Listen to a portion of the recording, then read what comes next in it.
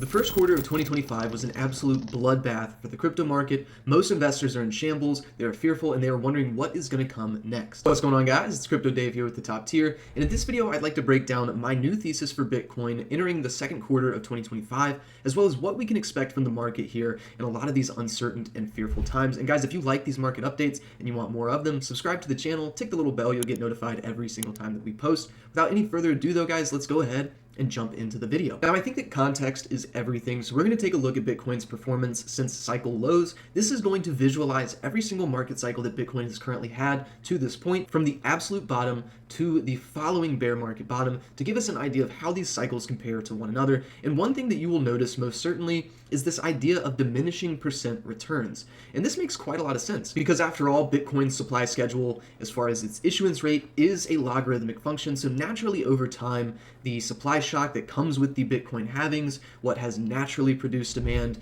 throughout history, is not going to have that same marginal impact that it has in the past. And as such, we can expect some diminishing percentage returns in these market cycles. So we'll go ahead and flip it back to the performance since cycle lows model. We'll notice that we are well underperforming where we were in our last two cycles. This blue is going to be that 2016-2017 cycle, and the green, of course, is our most recent cycle, the 2020 and 2021. And by all metrics that we can consider, we are well underperforming where we could potentially expect to be in a given market cycle. And if we consider the last two market cycles specifically, we did not get tops until Q4 after the halving year. So in this case, it would be Q4 of 2025, just in terms of a time frame expectation.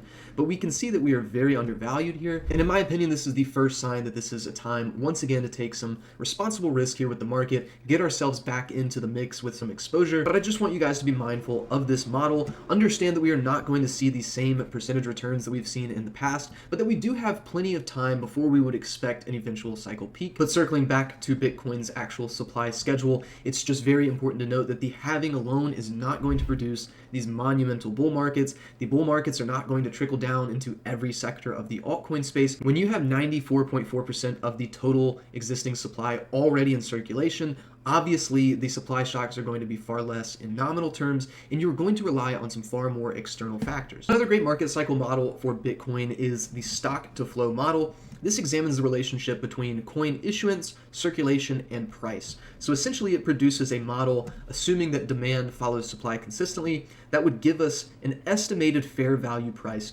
over time. And it's not the specific price estimates that we're focused on as much as it is just the general performance of the model, as well as the time frame. You can see that most of our cycle peaks come when the model is in the yellow to light green, and we're currently off into the orange yellow period, sort of this 1,200 days out from the next halving sort of period. And we can see that we are not quite at the cycle peak just yet. As a matter of fact, in our 2016 and 2017 cycle, we can see that at this same point in time, we were underperforming the model, and we had a very explosive couple of quarters to cap off the cycle. So I'm not saying that we're about to get very parabolic, but it does go to show that we have been in some similar waters before. We are very far deviated from the model, a minus 1.36 deviation. We have not seen this level of deviation in the stock to flow model since the Genesis cycle, which really doesn't even constitute a real market cycle for crypto. So as far as our traditional models go, as far as comparing things to our most recent market cycles, we can see that price has been struggling quite a lot.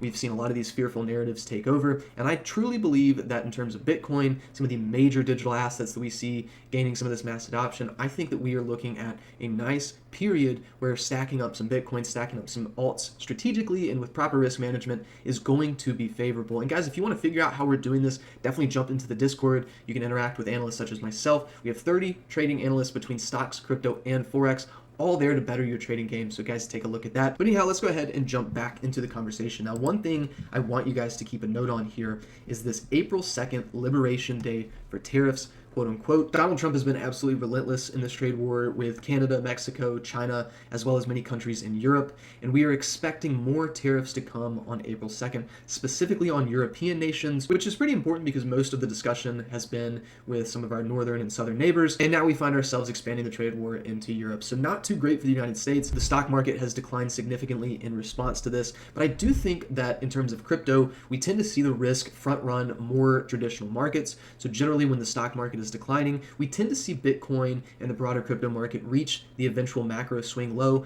prior to stocks. We see some of that risk return prior to stocks. So on that note, guys, I will direct you to this ratio here. This is going to take a look at Bitcoin's price over the S&P 500. It gives you a nice comparison to how Bitcoin and the broader crypto market is performing against stocks. And this is going to show where some of that risk appetite is being front run. We do have some nice higher lows here over the past month or so compared to the stock market, coming in right around this 14-point level here on the ratio. So a nice little flip here of previous resistance now acting as newfound support, some higher lows coming off of this bounce. So far, Bitcoin, relative to the stock market, is holding up rather well, and I think that the tariff news and a lot of the trade war that's being digested is far more impactful for traditional markets such as the US stock market than it would be for crypto. We see some of that risk appetite returning here with crypto, while stocks are kind of bleeding out. This could be an indication that we are going to get some substantial relief. We might get some extended upside here in the meantime, and I want to show you guys what this might look like. So we're going to take it over to the daily time frame for Bitcoin, and I just want to set the stage very simply. So we have a previous all-time high figure from the spring of 2024, right around $73,000 to $74,000, and we can see several times throughout the spring, summer, and even into the fall, this was a very important range for price. It acted as resistance several different times before we finally broke out after the election. We have yet to come down and retest this level. As a matter of fact, the past two swing lows that we've gotten in the market have actually front run this level. We even produced a nice bullish divergence here with the RSI before getting some extended relief here for the past couple of weeks. So we have not yet gotten a retest of this range to see what the relationship between buyers and sellers is going to look like, and that is very important. It is not a guarantee that we have to retest this level, but if we do, it is imperative that we see buyers take control, step in, and set in a conclusive bottom before we can even talk about any extended upside or any further all-time highs. So this $74,000 range really needs to hold on the higher time frames. And if we dig in a little deeper, we do have our current range low here right around 76K. We have our current range high from the Bitcoin Strategic Reserve announcement here around 95K. This kind of sets your range, so we're going to want to pay attention to those levels, especially if you were a smaller time frame trader. We're of course noting this downward sloping trend line acting as resistance here. We've seen two touches setting the trajectory. The third touch, of course, confirms our trend line as such, and we've gotten a couple of different bounces that took us back to the trend line and, of course, eventually acted as resistance. So the first step here for the bulls would be to break beyond this trend line, get beyond some of these longer-term daily moving averages such as the 100 and the 200, and eventually flip and make some support, right? We need to see these levels of local resistance become support before we can take a stab at these range highs, before we can even think about breaking beyond these range highs. So a lot of progress here in the interim term, and I just want to point you guys to a previous point in time here in the market, specifically in the summer of 2024. Now we came in, we set some capitulatory lows here, we liquidated a lot of folks, the fear and greed index was low, everyone was pretty in shambles, so to speak, right? And we set in this bullish divergence here, coming in, deviating below the 200 daily, and we eventually got a nice pump that took us back into some of our range highs and sort of the midpoint of the previous range that we were trading in. Now, of course, we were not able to sustain this breakout. We did not get any bullish follow through. The 100 was not able to hold, the 200 was not able to hold, and of course we swung back and swept the lows.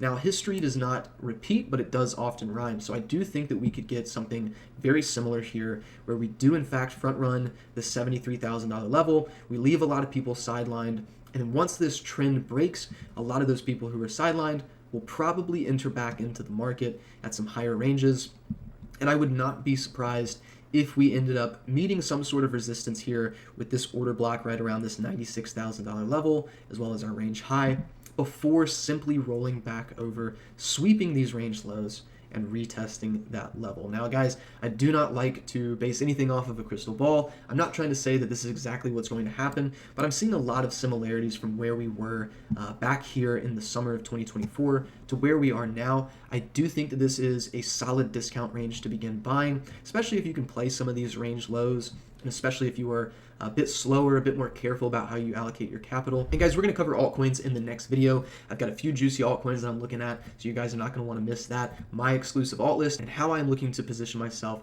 moving into the second quarter of 2025. Guys, that's going to do it for this video. I think that Bitcoin is in a very healthy spot. We are very undervalued right now, and I think that we are being held down more than anything else by the Trump tariff trade war, the global tension and conflicts that exist in the Middle East and whatnot. And I think that when the dust settles, we're going to be looking at some nice discount opportunities. Guys, you can get my exclusive strategies as well as the strategies of over 30 trading analysts between stocks, crypto, and Forex. We will help you better your trading game while you learn. Guys, we will see you in the next video. Until then, I will catch you in the Discord. Peace.